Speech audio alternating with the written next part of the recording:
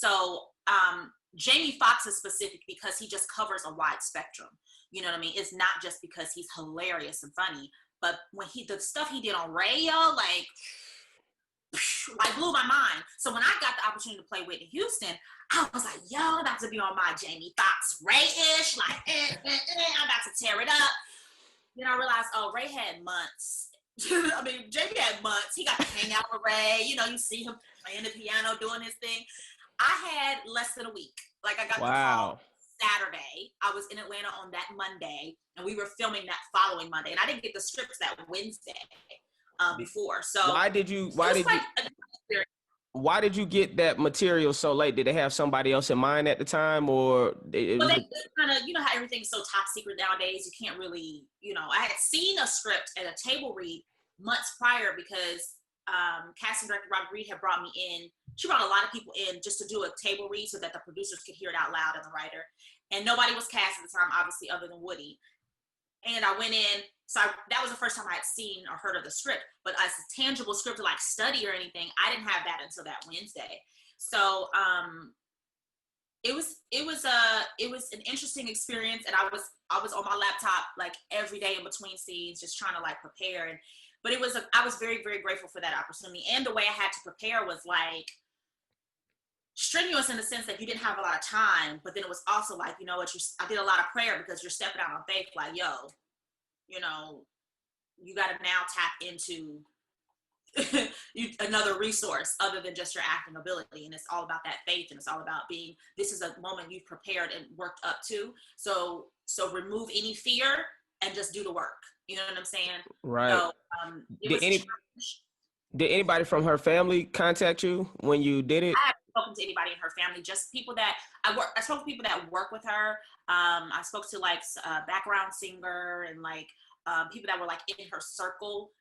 You know, there's always like a 6 degrees of separation, but I never reached out to anybody on my own, just because one, I didn't have time. And then two, it's also like, where do we even begin that conversation? For me, it's just kind of, I didn't know how to approach it because it wasn't her movie. It was Bobby's film. So it was also like, how would they feel about that? And it was just, and honestly, it was really just, I didn't have time. Like, it was literally, I was like trying to learn lines. And I did have one of my classmates, Brandy Evans. She played one of Bobby Brown's sister, and you guys know her now from P-Valley, which I'm so excited for her. Like, Brandy like took off.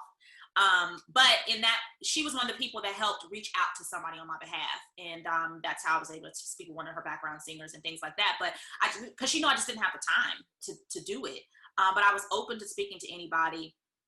And after the work was done, I met more people and spoke to more people that knew her personally, and was like, yo, like, sis, like, you really tapped into the essence of her. And like, there were moments we really felt it. You know, and that's the biggest compliment that I could get, is that people that actually knew her see the love and the respect that went into preparation, prayed about a lot. She sat with me for a long time, even afterwards. Like, I can't listen to another Whitney Houston song the same again. Like, I have a different connection with her now. But it was a great experience. And but yeah, like I said, like, I was like, this is my moment to check off my Jamie Foxx wish bucket list, you know what I'm saying? Right. But hopefully I'll get a chance and another opportunity to do something like that and have like the time to really like dig my heels into it. You know what I'm saying? Like, well, has there been any talk from BET to do like a full Whitney Houston film like they did with the Bobby Brown in New Edition? Like, someone like mentioned it, like, you know, but nothing like an official conversation that I've ever been a part of. But at the same time, it's like, I walked away unscathed. You know what I'm saying? It's like, leave well enough. Straight up, because you could have took. When I tell you the night of the premiere, this was me in the corner. We were at BET offices for like the Twitter, whatever you call it, and I was in the corner like so nervous. When I tell you, Black Twitter had me nervous, because I was like, they will eat me alive. I was like, I may never work in this town again if they don't accept this. But the love that I got and the movie was getting was like, oh, it was like the sigh of relief. So by night 2, I was actually sitting on the sofa and I wasn't hiding in the corner. But it was just great. And I just feel like I said, I just feel like the audience felt the love that went into it, because it was all about respect. It was all about love. And she had a story. She was a part of his story, and he had a story to tell, you know, and I think it was only fair that he got to tell his story. And it's funny because I always say this, we look at these different movies, But even in your own life, if you were to sit down and relive some accounts in your life with somebody, if there was like 3 people in a room, there might be 4 different versions of that story of what happened. You know what I'm saying? Because it's all about perspective. Everything we go in life is about perspective. And that's why I think communication is so important, because if my perspective is different than your perspective and we never communicate to get a clear understanding of the two, we may go years and years and years and never, and you may have been feeling a way in the same vice versa. And we were feeling a way that was not even necessary because we interpreted something incorrectly. Right. So say like interpretation is everything. Like, we all have our own perceptions because of our backgrounds and how we take in information. But if there's ever question marks, you just have to communicate with people, especially if they're people close in your circle, especially if it's like work relationships. I feel like, because it just helps clear the air. And if you still feel away because you rightfully should feel away, that's one thing. But it's one thing to feel away, and it's like, I hate when people like, oh, I got a problem with, we got a problem with each other. We don't have a problem. You have a problem because I don't even know what you're talking about. Right. Straight up. Well, that's funny. That reminded me, me and a female comedian kind of got into, we didn't get into it, but an incident had happened with her that was embarrassing to her publicly. And we was at a comedy club venue, and I was telling her to talk about it. Like, we was at a comedy club, like the Belly Room in the Comedy Store. So I was like, yo, talk about that.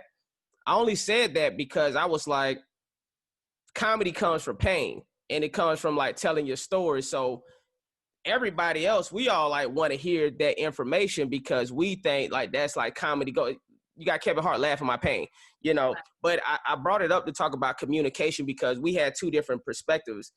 I think she got upset because she thought I was trying to make her look bad. And what all I was trying to do was like, no, talk about that stuff, because that's where the true comedy lies when it comes to stand-up comedy.